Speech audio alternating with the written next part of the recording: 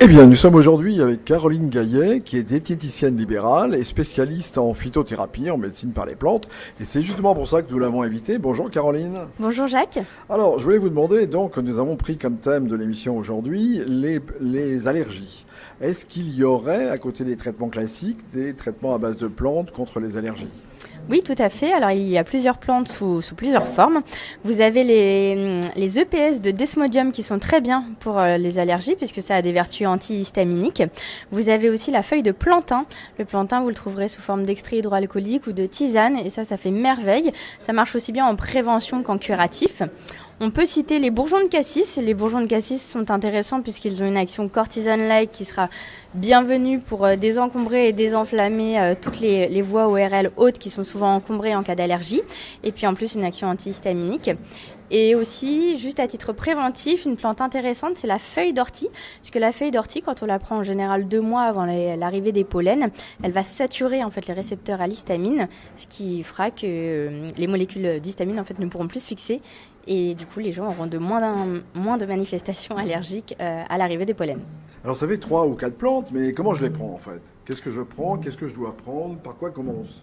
Alors, si vous prenez vraiment les devants et que vous faites de la prévention, c'est vraiment la feuille d'ortie qui va être intéressante. La feuille d'ortie, elle existe sous plusieurs formes en France. La tisane, qui est une forme que je préfère puisque c'est une des formes les plus actives.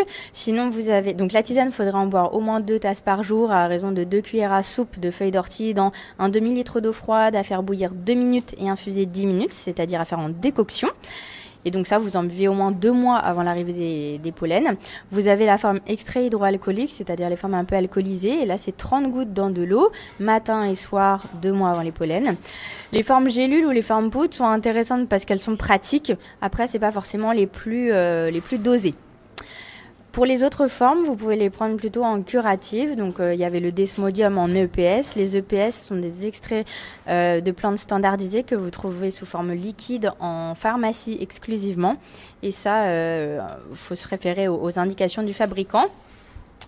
Le Desmodium s'utilise, donc en EPS. Le plantain, vous le trouverez en extrait hydroalcoolique, qui est très bien pour les vertus antihistaminiques, à raison de 30 gouttes, 1 à 3 fois par jour dans de l'eau. Et enfin, le bourgeon de cassis.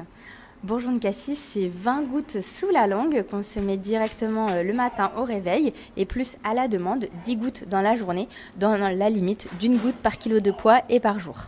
Alors donc, si on prend ces plantes, on peut, à côté des traitements classiques, combattre les allergies. Tout à fait, et il y a même des gens qui arrivent complètement à remplacer les traitements classiques. Donc ça se fait soit en plus des traitements classiques pour éviter d'avoir à augmenter les dosages, soit en première intention pour des gens qui seraient nouvellement allergiques et qui voudraient tester ces alternatives-là avant d'en venir aux médications allopathiques. Et alors, pour terminer, il y a des plantes allergisantes.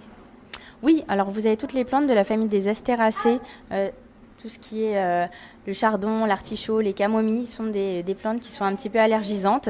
Et puis après, vous avez toutes les plantes à graminées qui envoient pas mal de pollen dans l'atmosphère. Ça, il faut se référer au bulletin épidémiologique de chaque ville qui publie régulièrement des bilans sur le niveau de pollen dans l'air.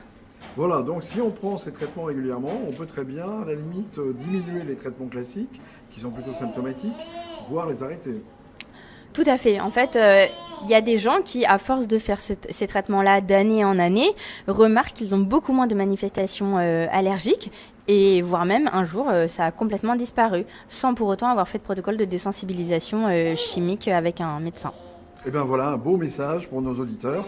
Merci Caroline, et nous avons entendu la voix de votre petite fille aussi. Oui. Et bien merci beaucoup Caroline, à bientôt. À bientôt Jacques, merci de votre invitation.